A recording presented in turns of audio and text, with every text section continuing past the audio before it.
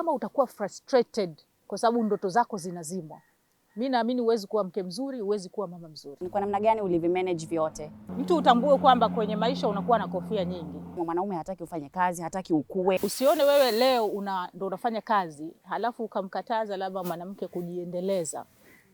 Ukianguka leo, watoto ambao mmepata mnaweza mkapata shida sana. Unafikiri nini hasa wanaume wanatakiwa kufanya kuwapa wanawake nafasi hizo? Wengi wanahofu kwamba kwanza watapandwa vichwani kwamba amenizidi, sasa atakuwa na jeuri.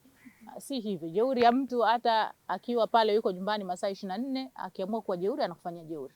Kwa hiyo ulezi unakuwa ni wa wote wawili. Umekuwa ni mwanamke wa kwanza kama katibu mkuu kiongozi. Nafasi zilikuwa chache, lakini sasa hivi tukiangalia kwa kweli alhamdulillah, nafasi wanawake wanapewa kwa uwezo wao, ambao ndio jambo la msingi. Wasipewe kwa upendeleo, iwe kwa uwezo wao.